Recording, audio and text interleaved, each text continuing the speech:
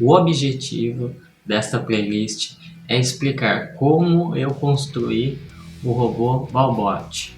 Quem não conhece o Balbot, vou mostrar em 3D, olha só. Ele está rotacionando no próprio eixo. Então perceba que essa capacidade de rotação no próprio eixo, um automóvel não teria. Principalmente porque o automóvel, para sair de um ponto A até um ponto B, ele precisa fazer essa curva. Este robô, como utiliza uma esfera, ele consegue ter a capacidade de ir em todos os sentidos possíveis, esquerda, direita, diagonal, cima, baixo, porque ele é um robô omnidirecional. Então ele possui uma capacidade especial. Então eu vou explicar todos os componentes. Bom, este robô eu construí no mestrado no ITA. O ITA é uma das maiores instituições de ensino do Brasil. A excelência do ensino, eu sou suspeito a falar, mas a qualidade do ensino, a capacidade dos professores é de outro patamar. Então eu sou muito grato estar finalizando, estou na etapa final do mestrado, este mestrado nesta instituição aqui. Foram 2 anos e meio de pesquisa, foi um trabalho muito árduo, muitas horas de dedicação. E olha só, o que existe neste robô? Deixa eu pegar o robô. Aqui estou com o robô. Olha só, ele possui aqui 3 rodas, são especiais. Então vai ter um vídeo só falando sobre os tipos de roda, desses modelos de roda.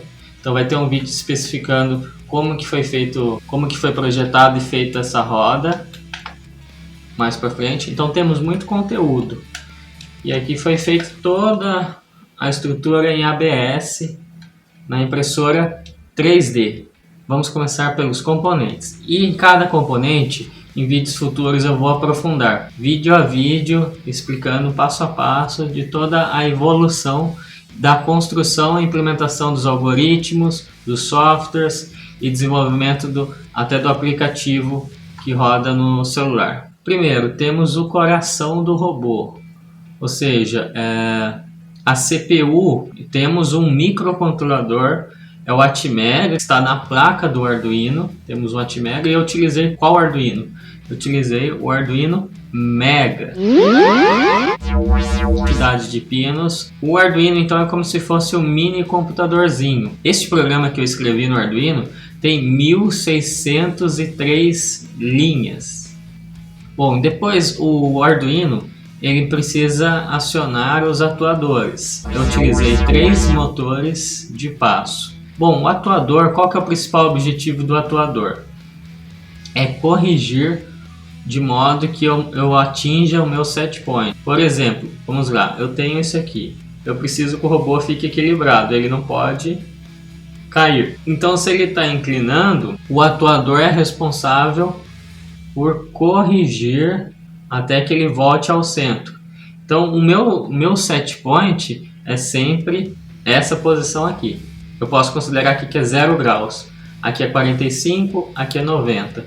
Então eu desejo sempre aqui, certo? Esse motor NEMA 17, ele tem uma resolução de 1,8 graus por passo. Cada passo que eu aplico no motor, ele movimenta 1,8 graus. Isso é o tipo de motor, tá? Esse é o tipo do motor. Então, ou seja, nesse modelo eu precisaria de 200 passos para dar uma volta. Porque 200 vezes 1,8 me dá 360 graus. 1,8 graus, o motor ia ficar muito bruto. Muito abrupto a mudança, ou é aqui ou é aqui. Porque ele não ia ter um movimento suave. Então o driver que eu utilizei, ele já resolve esse problema. Bom, qual que é a função do driver? Nesse diagrama, entre o Arduino e o motor, temos o driver. Então este driver é a interface de potência, ou seja, o driver de potência. Por quê? Porque o motor ele vai consumir lá 800 mili, 600 miliamperes, 600 miliamperes. E um pino de saída do Arduino tem a capacidade de 15, 20 miliamperes. Então 15 mA ele não consegue acionar o motor. E outra coisa, se ele tentar acionar o motor, eu posso queimar a saída do Arduino. Então eu sempre preciso de um driver, ou seja, eu preciso de um circuito de potência. Então eu utilizei o DVR8825, que é um driver minúsculo, né? Vou mostrar aqui para vocês. Ó. Esse driver ele tem a capacidade de corrente, por esse tamanho minúsculo, a capacidade dele é de 2,5 amperes. Só que lembra que eu falei agora há pouco? Eu mostrei para vocês que eu preciso manter o robô precisa ficar nessa posição, o robô não pode cair. Só que para isso eu preciso medir o ângulo, ou seja, eu preciso medir este ângulo e preciso medir este ângulo aqui. Então este ângulo aqui, ó, eu vou chamar de pitch. Então vou mostrar aqui um diagrama para vocês entenderem, eu vou mostrar um de um avião. Olha só. Então tá vendo aqui, ó, temos o pitch, roll e yaw, ou seja, arfagem, guinada e rolamento. Eu utilizei uma IMU, que é uma unidade de medida inercial. Esse modelo que eu adotei é de baixíssimo custo, é o MPU 6050. Este modelo ele possui 6 eixos, 3 eixos do acelerômetro e 3 eixos do giroscópio, ou também conhecido como girômetro. 3 girômetros e 3 acelerômetros. Bom, o girômetro ele utiliza o que? Ele mede a velocidade angular, ou seja, quanto eu desloquei em graus por segundo. Por exemplo, se eu fizer esse movimento, eu posso ter deslocado 20 graus por segundo. Então é a velocidade, só que no sentido rotativo. Isso é o que o giroscópio mede. Bom, mas com graus por segundo, eu não consigo medir graus. Eu quero graus, né? Eu não quero graus por segundo. Então, como eu poderia fazer? Se eu fizer a integração, ou seja, eu pego graus por segundo, quando você integra isso, você vai obter graus. Então, por isso que é importante entender a derivada e integral. Eu faço a integral via software, ou seja, é um cálculo numérico. Integrando a velocidade angular, eu obtenho posição angular, ou seja, o ângulo de guinada, arfagem e rolamento. Eu também possui um acelerômetro. O acelerômetro ele mede a aceleração da gravidade. Então, se tiver nesse eixo aqui, vai dar 1g. 1g significa a nossa gravidade, a aceleração da gravidade de 9,8 metros por segundo ao quadrado. Bom, uma coisa interessante da aceleração. Se eu integrar a aceleração, eu obtenho a velocidade. Se eu integrar a velocidade, eu obtenho a posição. Só que tem um grande problema nisso. O acelerômetro é extremamente ruidoso, extremamente cheio de ruídos. Vou mostrar um sinal aqui para vocês, olha só. Ó, então eu preciso aplicar filtros. Eu não posso utilizar desse jeito, porque senão o robô vai ficar assim, ó. Então, mais para frente teremos só um vídeo falando de como eu implementei esses filtros digitais para atenuar esses ruídos. Então, fique aí nessa. Se você está gostando dessa playlist, comente #Balbot aqui nos comentários do YouTube, beleza? Bom, só que então o que eu precisei fazer? Já que nem o girômetro e nem o acelerômetro me dão ângulos. Então eu utilizei o girômetro integrando para obter o ângulo. Então eu consigo obter um ângulo através do giroscópio.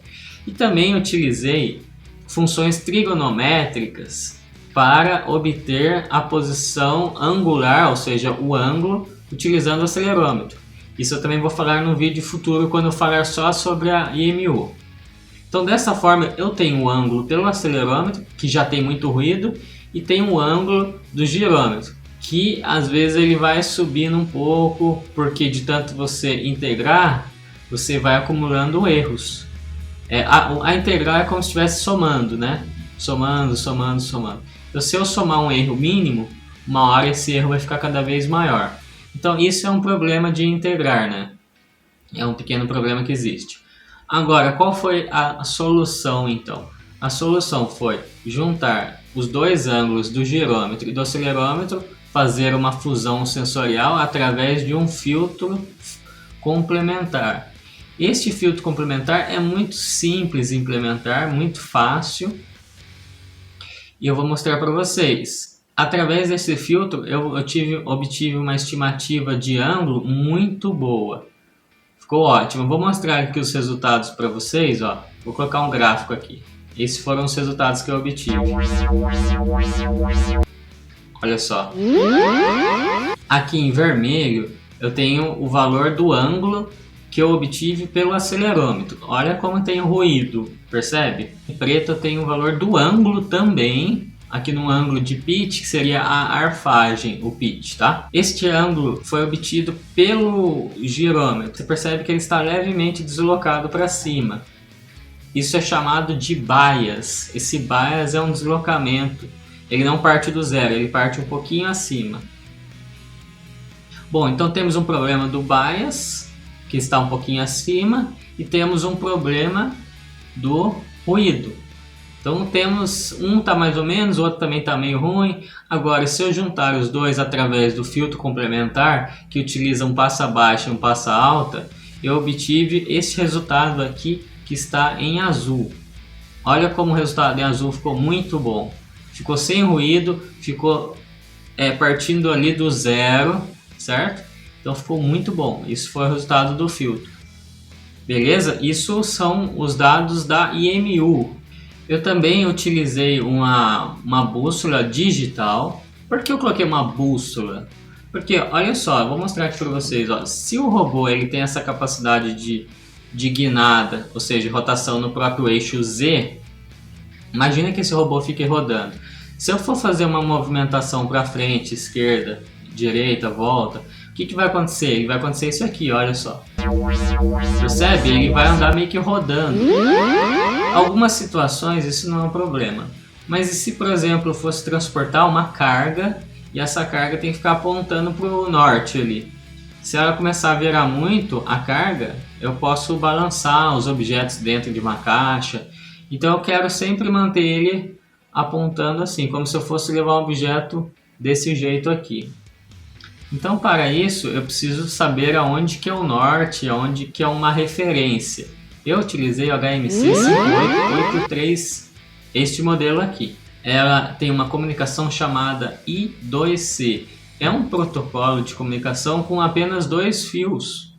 Então, eu consigo transmitir e receber, enviar e receber dados através de apenas 2 fios.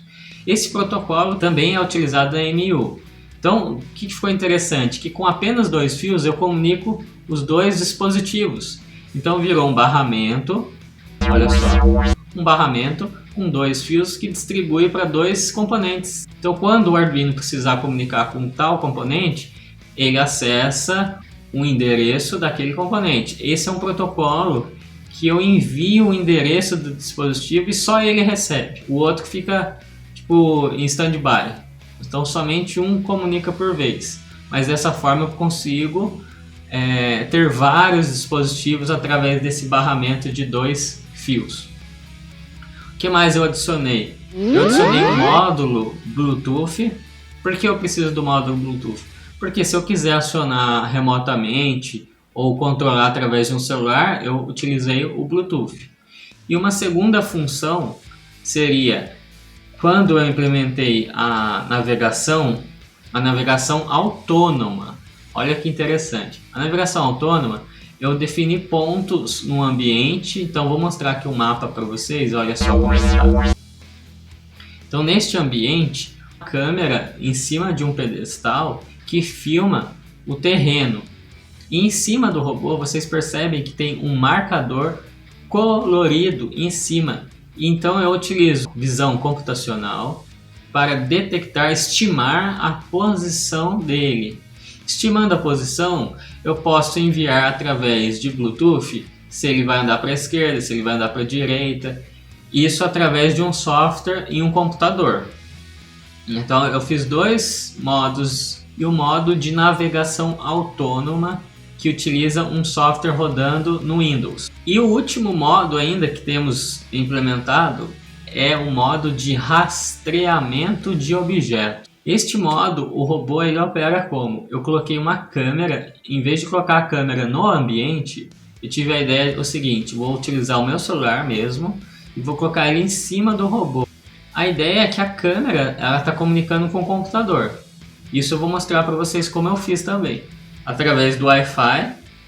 Então eu recebo uma imagem da câmera, eu processo essa imagem da câmera, descubro onde está o objeto. Então se o objeto está um pouco para a esquerda, se o objeto está um pouco para a direita. Detectando esse objeto, eu envio via Bluetooth, novamente, via Bluetooth, as referências para o controle.